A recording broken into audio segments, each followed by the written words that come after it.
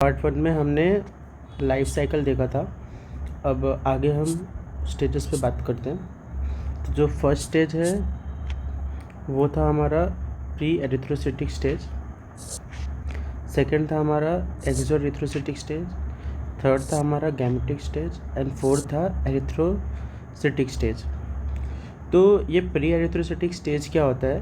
Pre erythrocytic stage वो stage है जब स्पोरोजॉइट अंदर आया था ह्यूमन बॉडी के। तो ये प्री एरिथ्रोसाइटिक स्टेज था, ये अंदर आया था, ये मलेरिया कॉज किया। तो प्री एरिथ्रोसाइटिक स्टेज का रोल क्या है? Cause malaria. सेकंड था एक्सो एरिथ्रोसाइटिक स्टेज। एक्सो एरिथ्रोसाइटिक स्टेज क्या था? ये हिप्नोजॉइड था, वो था एक्सो एरिथ्रोसाइटिक स्टेज। ये क्या करता था? रिलैप्स करता था कि फीवर ठीक हो गया, फिर कुछ दिनों बाद वापस से फीवर आ जाएगा। किसकी वजह से आएगा? ये हिप्नोजॉइड के कारण।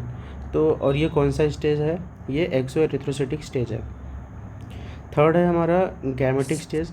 गैमेटिक स्टेज क्या करता था कि ये जो फीमेल एनोफिलिस मॉस्किटो थी, ये गैमेट्स को लेके जाती थी और आगे किसी थर्ड पर्सन को बाइट करती थी और उसे इन्फेक्ट करती थी। तो ये किस यूज़ में आया हमारा गैमेटिक स्टेज? ये आया ट्रांसमिशन के यूज़ में। और फोर्थ और लास्ट जो है हमारा एरिथ्रोसाइटिक स्टेज है। एरिथ्रोसाइटिक स्टेज क्या था? ये आरबीसी जब रप्चर होती है तभी तो हमें सिम्टम्स आता है ना मलेरिया का। तो ये सिम्टम्स दिखेंगे यहाँ पे। एरिथ्रोसाइटिक स्टेज का रोल है सिम्टम्स दिखने में। अब हम ये चारों स्टेजेस को ख़त्म करने के लिए देखेंगे कि मेडिसिन कैसे रोल प्ले करती है। पर इससे पहले हम देखते हैं कि मलेरिया में 2 क्योर और 2 प्रोफाइल एक्सिस होते हैं। ये 2 क्योर क्या होते हैं? एक होता है क्लिनिकल क्योर, दूसरा होता है रेडिकल क्योर। प्रोफाइल एक्सिस में एक होता है सप्रेसिव और दूसरा होता है कॉजल।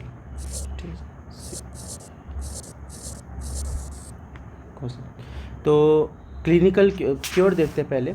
क्लिनिकल वर्ड से क्या लगता है कि हम सिम्टम्स को ख़त्म करेंगे। तो सिम्टम्स कब आता है? सिम्टम्स कौन से स्टेज में आता है? एरिथ्रोसाइटिक स्टेज में। तो हम क्लिनिकल क्योर में क्या करेंगे? एरिथ्रोसाइटिक स्टेज को मारेंगे। रेडिकल क्योर, रेडिकल का मतलब क्या है कि जड़ से ख़त्म कर देना। मतलब हम एरिथ्रोसाइटिक स्टेज को तो मारेंगे ही कि जो सिम्टम्स है मलेरिया के, फीवर, सारी चीज़ें ख़त्म हो जाएंगी, प्लस हम उसको जड़ से उखाड़ फेंकेंगे, यानी कि एक्सो एरिथ्रोसाइटिक स्टेज को भी हम ख़त्म कर देंगे ताकि इन फ्यूचर फिर से मलेरिया ना हो। तो इसमें हम एरिथ्रोसाइटिक स्टेज को तो मारेंगे ही, साथ में एक्सो एरिथ्रोसाइटिक स्टेज को भी मार देंगे। ये हो गया हमारा रेडिकल क्योर। अब आते हैं प्रोफाइल एक्सिस पे। तो जो 2 टाइप के प्रोफाइल एक्सिस है, पहला है सप्रेसिव और दूसरा है कॉजल। सप्रेसिव वर्ड से क्या समझ में आ रहा है कि हम सिम्टम्स को रोक देंगे, सिम्टम्स रोकेंगे मतलब सिम्टम्स कब आ रहा था? हमारा एरिथ्रोसाइटिक स्टेज में आ रहा था, आरबीसी रप्चर होने के बाद। तो हम क्या करेंगे कि आरबीसी रप्चर होने के पहले ही हम मेडिसिन देंगे और हम रप्चर होने को ही, आरबीसी के रप्चर होने को ही रोक देंगे एरिथ्रोसाइटिक स्टेज को डिस्ट्रॉय करके। तो इसमें सिम्टम्स ही नहीं आएंगे। ये हो गया हमारा सप्रेसिव प्रोफाइल एक्सिस। और दूसरा है कॉजल प्रोफाइल एक्सिस। कॉजल मतलब कि हम नाम से समझ आ रहा है कि हम जो कॉज है, जो मलेरिया का कॉज है, यानी कि मलेरिया कॉज कहाँ होता है? ये जब प्री एरिथ्रोसाइटिक स्टेज, स्पोरोजॉइट जब ह्यूमन के अंदर आया था, यही तो कॉज किया था ना मलेरिया। तो हम ये स्टेज को ही ख़त्म कर देंगे। तो हम क्या करेंगे? प्री एरिथ्रोसाइटिक स्टेज को ही हम डिस्ट्रॉय कर देंगे। ये हो गया हमारा कॉजल प्रोफाइल एक्सिस। अब देखते हैं कि अगर कोई दवाई ये चारों स्टेजेस को ख़त्म कर रही है तो वो क्या काम आ रही है, उसका वो मेडिसिन का रोल क्या है। सपोज़ कोई मेडिसिन अगर प्री एरिथ्रोसाइटिक स्टेज को ख़त्म कर रही है तो वो किस काम आ रही है? वो कॉजल प्रोफाइल एक्सिस को ख़त्म कर रही है।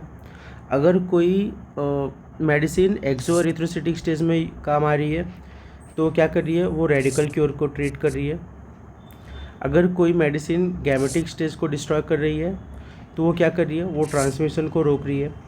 अगर कोई मेडिसिन एरिथ्रोसाइटिक स्टेज को ख़त्म कर रही है तो वो क्या कर रही है? अगर वो आरबीसी रप्चर के बाद सिम्टम्स को रोक रही है तो वो क्लिनिकल क्योर में यूज़ आएगी।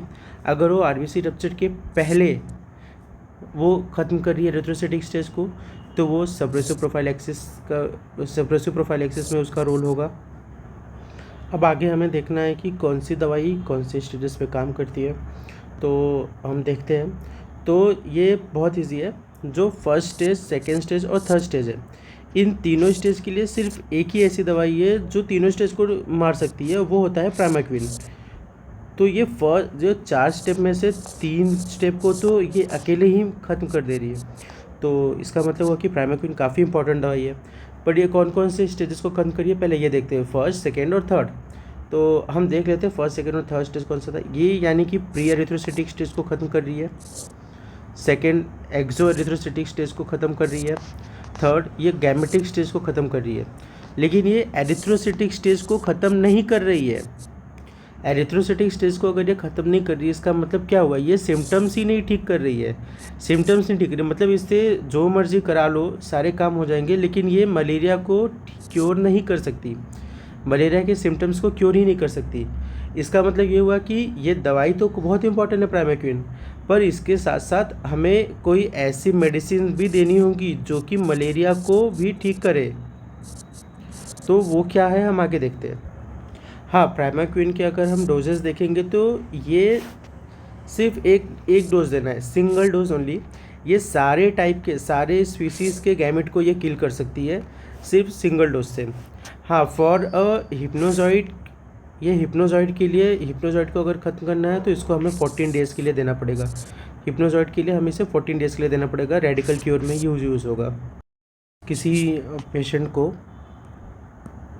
प्लाज्मोडियम वाइवेक्स से अगर इन्फेक्शन हुआ है तो उसे हम प्राइमाक्विन कितने दिन के लिए देंगे, 14 डेज़ के लिए देंगे फॉर अ रेडिकल क्योर। क्यों? क्योंकि हमने अभी ऊपर पढ़ा था कि प्लाज्मोडियम वाइवेक्स का जो स्पीशीज़ है प्लाज्मोडियम वाइवेक्स, इस स्पीशीज़ में हमें हिप्नोजॉइड स्टेज देखने के लिए मिलता है। हिप्नोजॉइड स्टेज देखने के लिए मिलता है तो हमने यहाँ देखा था कि हिप्नोजॉइड स्टेज अगर है तो उसे किल करने के लिए हमें 14 डेज़ के लिए देना पड़ेगा। और सपोज़ अगर इन्फेक्शन कॉज हुआ है प्लाज्मोडियम फैल्सीपैरम के थ्रू, तो हम प्राइमाक्विन देंगे सिर्फ एक सिंगल डोज। वो एक सिंगल डोज इनफ होगा किल करने के लिए। उनके साइड इफ़ेक्ट देख लेते हैं एक बार। तो साइड इफ़ेक्ट क्या है, हेमोलाइसिस इन G6PD डेफिशिएंसी। G6PD डेफिशिएंसी क्या होता है कि ग्लूकोज 6 फॉस्फेट डेफिशिएंसी। इसमें क्या होता है कि ये एक कंडीशन है जिसमें जो हमारे RBC होते हैं वो ब्रेक डाउन होने लगते हैं in response to certain medication, infection और एनी अदर स्ट्रेसेस। तो इन G6PD डेफिशिएंसी हेमोलाइसिस होगा, और therefore it is contraindicated in G6PD deficiency, pregnancy and infant below 1 year। So अब इसके वजह से हमने क्या किया कि एक दूसरा मेडिसिन बनाया जिसको हम कहते हैं टेफिनेक्विन। टेफिनेक्विन हमने क्यों बनाया, क्योंकि इसके साइड इफ़ेक्ट बहुत कम है, और दूसरा चीज़ इसका ये था कि इससे हम सिर्फ एक सिंगल डोज से हम रेडिकल क्योर कर सकते थे इन प्लाज्मोडियम वाइवेक्स। हमें ये 14 डेज़ के लिए मेडिसिन लेने की ज़रूरत नहीं पड़ती। और इसके साइड इफ़ेक्ट क्या थे, सिर्फ हेमोलाइसिस।